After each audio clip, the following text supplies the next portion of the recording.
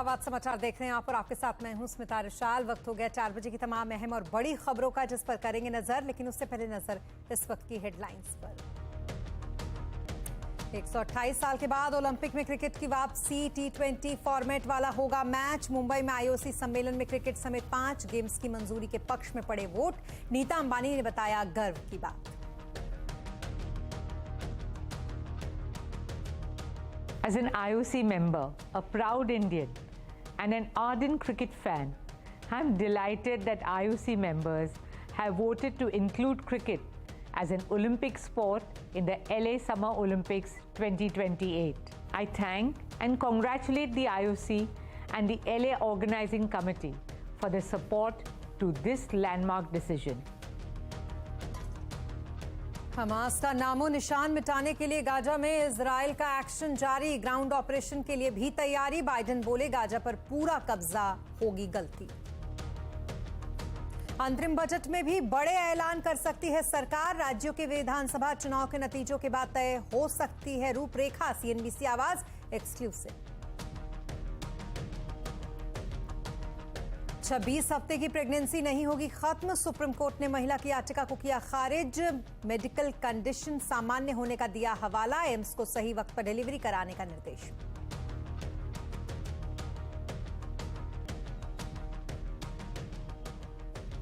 और कारोबारी हफ्ते के पहले दिन सीमित दायरे में बाजार। सेंसेक्स और निफ्टी हल्की गिरावट पर बंद। Mid cap small cap index बढ़त पर बंद। मेटल PSE ऑटो शेयरों में खरीदारी।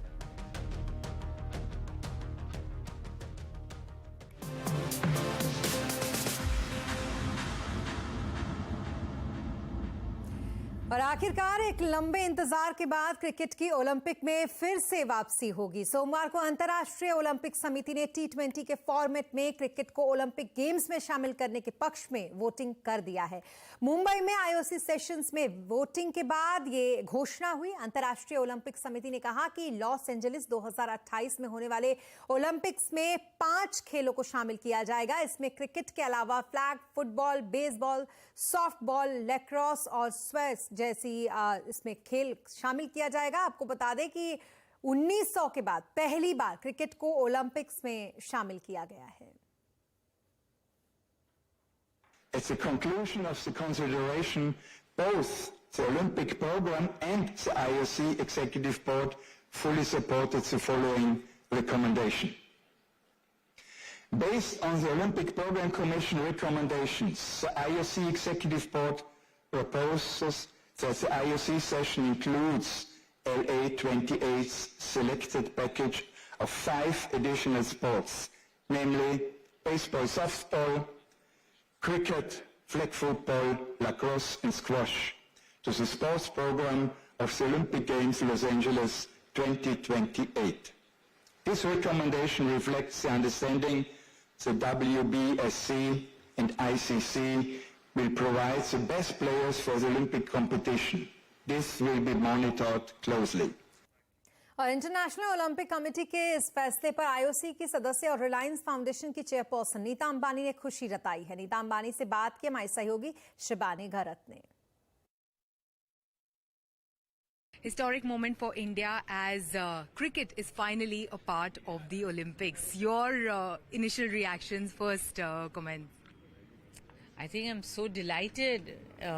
It's celebrations, I think, and this means a lot, not only for the 1.4 billion Indians, but I think everybody in South Asia. I think Olympics will now have a deeper engagement with all these countries in South Asia, like India, Afghanistan, Pakistan, Sri Lanka, Bangladesh. So very happy day. And it couldn't have come better. I mean, we are hosting the 141st Olympic session in Mumbai after 40 years. World Cup is being played in India, and this historic decision and voting went for it in India. So everything has come together. Yeah. And I think only good things now. And also LA 2028 team, when they were presenting, they also spoke about the popularity of the sport of cricket worldwide with 2.5 billion followers of cricket worldwide. Also their intention to increase and make the sport popular in their own country. You have been involved in cricket for such a long time. Tell us, what will it do to the sport of cricket? I think I was there personally when we won the Major Cricket League in Dallas. And, not only the Indian diaspora, the stadium was full. And it was also having locals from Dallas to view this game and watch this game. It's a slightly complicated game to follow, unlike football. But I think there are lovers of cricket like me who will enjoy this around the world. I think we are going to have lots and lots of new fans of cricket now that cricket has become an Olympic sport. Also, what were the kind of conversations that you've had with IOC to make this happen, also with the LA 2028 team as well? So, this has been going on for the last 4 years. We've had so many discussions and deliberations about having cricket as an Olympic sport, and finally the historic decision had to be made today in Mumbai, so I'm just very happy. Yeah, and in general, Reliance has worked extensively with different kinds of sports apart from cricket. And during the inauguration of the 141st IOC session, which happened on Saturday, Prime Minister Narendra Modi also expressed his intention to host the Youth Olympics as well as the 2036 Olympics. What is the kind of infrastructure? Sports is becoming popular in country, but what is the kind of infrastructure, or how will Reliance work with the government to make a successful, play at Youth Olympics and the 2036 Olympics? I think not only Reliance, I think many corporates are going to kind of help in this endeavor. If we win the bid for 2030 Youth Olympics or 2036 Summer Olympics, I think it's a coming together of everyone for this dream for Indian children. और अब बात ICC world cup 2023 की, जिसके 14वें मुकाबले में श्रीलंका और Australia आमने सामने है। ये मैच लखनऊ के भारत रत्न अटल बिहारी वाजपेयी खाना स्टेडियम में खेला जा रहा है। मुकाबले में श्रीलंका ने टॉस जीतकर पहले बैटिंग का फैसला किया है। दोनों टीमों की इस वर्ल्ड कप में शुरुआत जो हुई है वो काफी खराब हुई है। दोनों ने अब तक एक भी मैच नहीं जीता है। तो वहीं हेड टू हेड रिकॉर्ड की अगर बात करें तो ऑस्ट्रेलिया की टीम श्रीलंका पर हावी है। ऑस्ट्रेलिया ने अब तक कुल 63 मुकाबले जीते हैं, तो वहीं श्रीलंका ने 35 मैच अपने नाम किए हैं। और अब बात करेंगे इजराइल और हमास में चल रहे जंग की।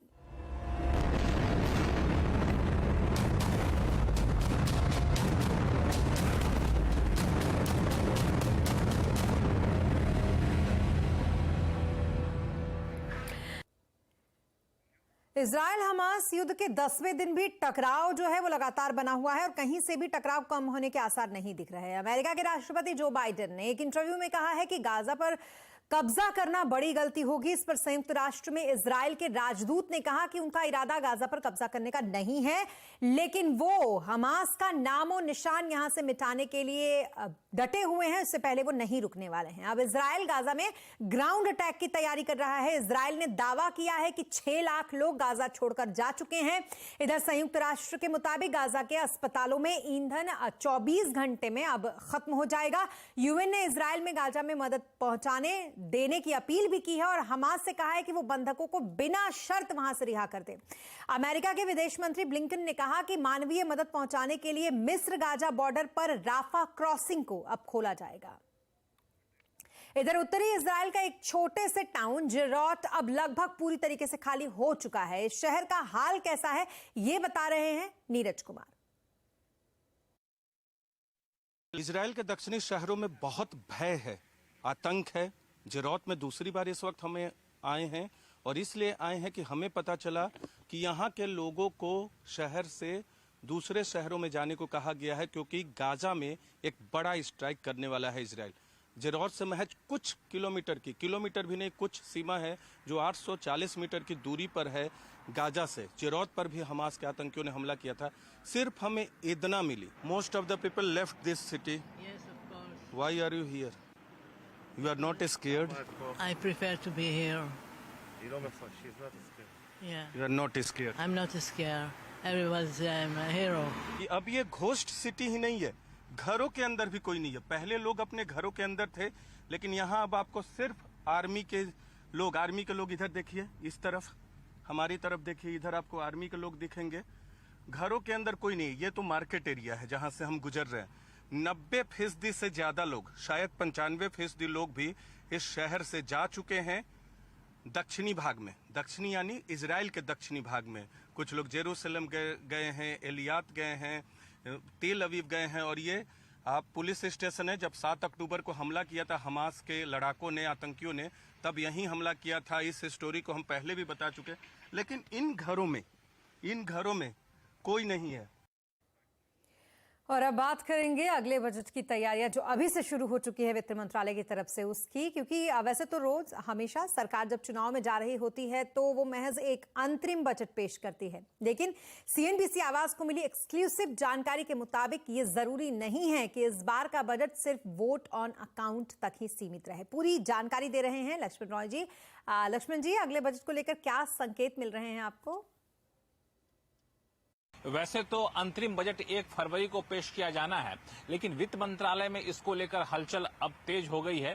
और जो संकेत मिल रहे हैं उससे मुझे लगता है कि 1 फरवरी को जो बजट पेश किया जाएगा वो जरूरी नहीं कि वो सिर्फ एक अंतरिम बजट हो, वो जरूरी नहीं कि सिर्फ वो वोट ऑन अकाउंट हो सकता है कि सरकार इस अंतरिम बजट में भी कुछ बड़े ऐलान कर दे।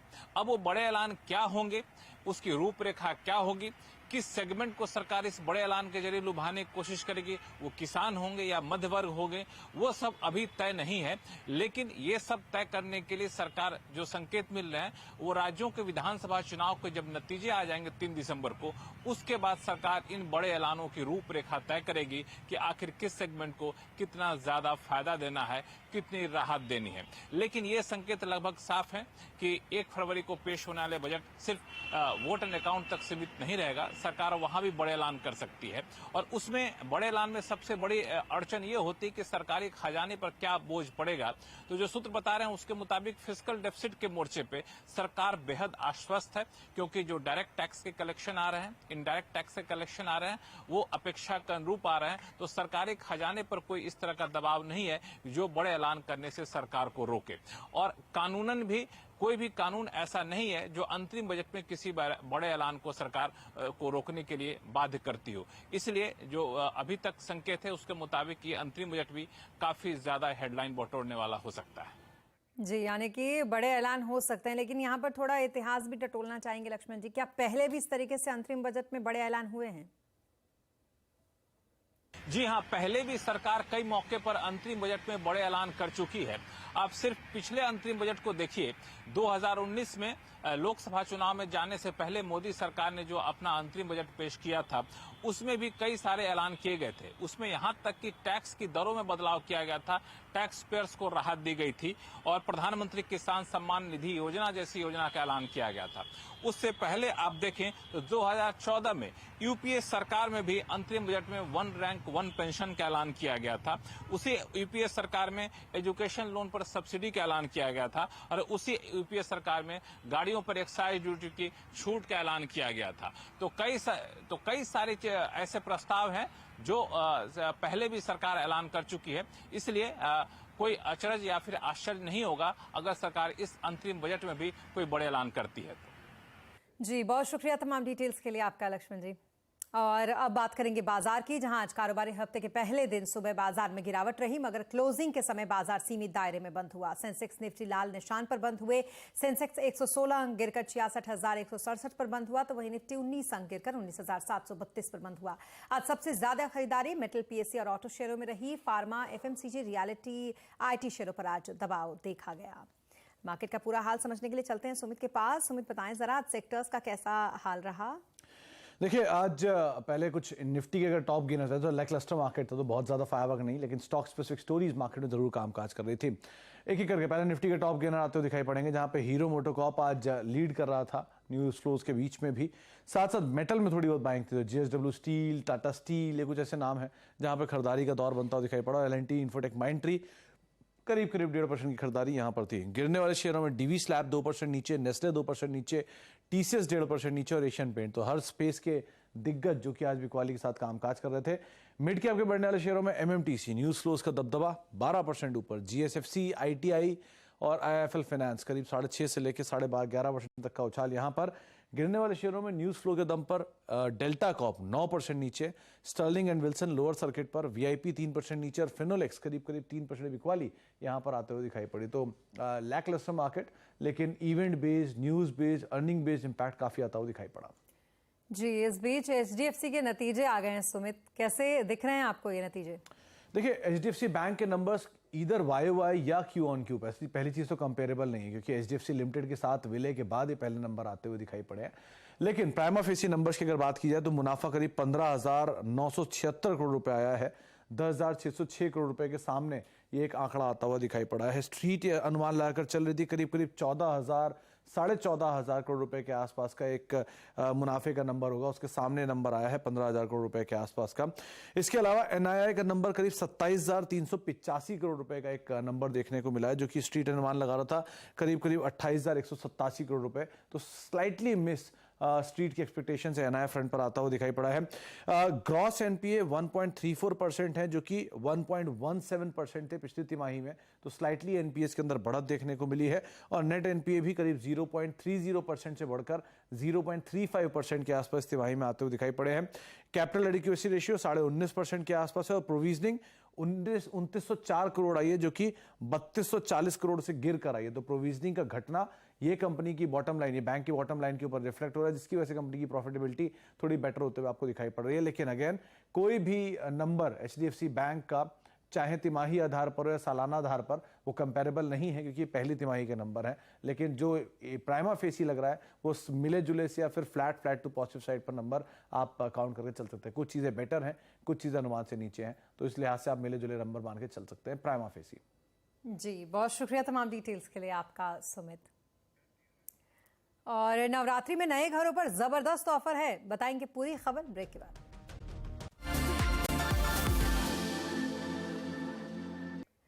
और इस बार त्योहार थोड़े फीके पड़ सकते हैं, ऐसा हम क्यों कह रहे हैं, इस पर ज्यादा जानकारी दे रहे हैं असीम मनचंदा। असीम, बताएं जरा क्यों फीके पड़ेंगे इस बार त्योहार? त्योहारों की शुरुआत हो चुकी है, लेकिन इस बार हो सकता है कि आपके त्योहार थोड़े फीके हों, क्योंकि चीनी के दाम लगातार बढ़ रहे हैं। औसतन चीनी 40 रुपए प्रति किलो के पार पहुंच गई है। अगर मैं पिछले 2 दिनों की बात करूं तो प्रति क्विंटल 50 रुपए से लेकर के 100 रुपए तक दाम बढ़े हैं, जिनका की असर अभी रिटेल मार्केट में आएगा। खासतौर पर की सरकार ने चीनी के दाम कम करने के लिए कई कदम उठाए हैं। इस महीने चीनी का अतिरिक्त कोटा सरकार ने जारी किया है। इतना नहीं, जितने भी चीनी के व्यापारी हैं उनसे कहा गया कि आप अपने स्टॉक को घोषित कीजिए ताकि चीनी की जमाखोरी ना हो। तो कुल मिलाकर के सरकार अपनी तरफ से कई सारे कदम उठा रही है ताकि चीनी के दाम काबू में रहे, लेकिन अभी तक दाम काबू में आते हुए दिखाई नहीं दे रहे हैं। खासतौर पे कि आने वाले दिनों में चीनी का उत्पादन कम होने की उम्मीद है और अभी चीनी का प्रोडक्शन जो है वो भी शुरू नहीं हुआ। चीनी की पेराई इस नए सीजन में भी उसकी शुरुआत नहीं हुई है। तो इस बार हो सकता है कि आपकी जो त्योहार है वो फीके हो। जी, बहुत शुक्रिया तमाम डिटेल्स के लिए आपका असीम। और इस फेस्टिव सीजन में अगर आप घर खरीदना चाहते हैं तो free parking, iPhone, international trip जैसे ऑफर्स आपका इंतजार कर रहे हैं। नवरात्रि की शुरुआत होते ही रियल एस्टेट कंपनियों ने बाजार में नए ऑफर्स और डिस्काउंट लॉन्च करने शुरू कर दिए हैं। इस बार शुरुआती ट्रेंड को देखते हुए मिड सेगमेंट में अच्छी बिक्री की उम्मीद है।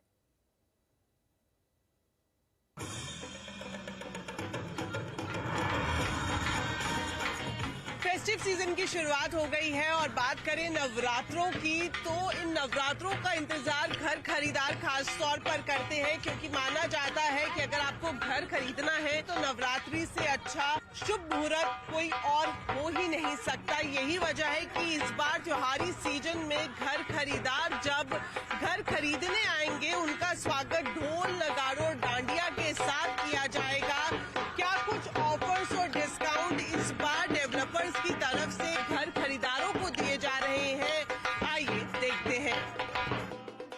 कहीं नवरात्रि डांडिया रास तो कहीं कठपुतली का नाच, ये सब किया जा रहा है घर खरीदारों के स्वागत के लिए। इस नवरात्रि अगर आप नोएडा, गुरुग्राम, बेंगलुरु या गोवा जैसे शहरों में सपनों का आशियाना खरीदने की सोच रहे हैं तो त्योहारी फेस्टिव ऑफर्स का फायदा उठा सकते हैं। Gurugram based real estate developer signature global आपको इस बार इंडिपेंडेंट फ्लोर या प्लॉट खरीदने पर 4 लाख रुपए की पार्किंग फ्री दे रहा है। इस ऑफर का फायदा उठाने के लिए आपको नवरात्रि में ही बुकिंग करवाना जरूरी होगा। साथ ही कंपनी की तरफ से हर बुकिंग पर सरप्राइज गिफ्ट भी दिया जाएगा। जो हम लोगों को घर दे रहे हैं वो मिड इनकम हाउसिंग के सेगमेंट के घर हैं और वो ऑलरेडी अच्छी हम रीजनेबल प्राइसिंग भी दे रहे हैं और साथ साथ क्योंकि नवरात्रों का एक अच्छा खुशी का टाइम हमें भी लगता है सिग्नेचर ग्लोबल उनकी खुशी के अंदर शुमार होके उनको कुछ एडिशनल हम चीजें दें। गोवा जैसी खूबसूरत लोकेशन में 2 बड़े रेजिडेंशियल प्रोजेक्ट लेकर आ रहे एक्सिस ई-कॉप ने भी इस नवरात्रि खास ऑफर्स निकाले हैं। इन ऑफर्स में फ्री इंटरनेशनल ट्रिप, आईफोन 15 और 65 इंच का स्मार्ट टीवी शामिल है। हर बुकिंग पर एश्योर्ड गिफ्ट का ऑफर भी कंपनी की तरफ से लॉन्च किया गया है। गोवा में रेंटल अपॉर्चुनिटीज काफी हाई हैं। People are getting 7 to 8% rental opportunities in Goa. तो जो है ये विला काफी डिमांड में रहते हैं इस तरीके के विलास। तो ये स्मॉल बुटीक विलास हैं जिसमें अच्छी अट्रैक्शन है और इस फेस्टिव सीजन में मैं कोई 30-35% की ग्रोथ देख रहा हूँ, सेल्स ग्रोथ। नोएडा और ग्रेटर नोएडा जैसे इलाकों में भी मिड सेगमेंट और हाई एंड प्रॉपर्टी की डिमांड में अच्छा उछाल दिखाई दे रहा है। जानकारों के मुताबिक फेस्टिव सेल बढ़ने के पीछे एक बड़ी वजह है स्टेबल ब्याज दरें। इस साल रेजिडेंशियल मार्केट ने अच्छा परफॉर्म किया है। Sales have been slightly higher than 4 to 5% higher than last year. तो सेंटिमेंट ऑलरेडी पॉजिटिव है। बस एंड ऑल्सो एक बहुत इंपॉर्टेंट पार्ट ये है कि इंटरेस्ट रेट मॉर्गेजेस इतने बड़े नहीं हैं। हालांकि इस बार नए प्रोजेक्ट को लॉन्च करने की संख्या कम दिखाई दे रही है। डेवलपर्स की कोशिश मौजूदा प्रोजेक्ट्स में इन्वेंट्री को क्लियर करने की है और शुरुआती संकेतों से रेजिडेंशियल मार्केट में बढ़िया बिक्री लौटने की उम्मीद है। दीपाली नंदा, गुरुग्राम। और क्या आप नवरात्रि में निवेश करने की प्लानिंग कर रहे हैं तो निवेश को लेकर आपकी राशि क्या कहती है? क्या ये 9 दिन आपके निवेश के लिए सही हैं? इस पर कंज्यूमर अड्डा में करेंगे चर्चा शाम 5:57 पर।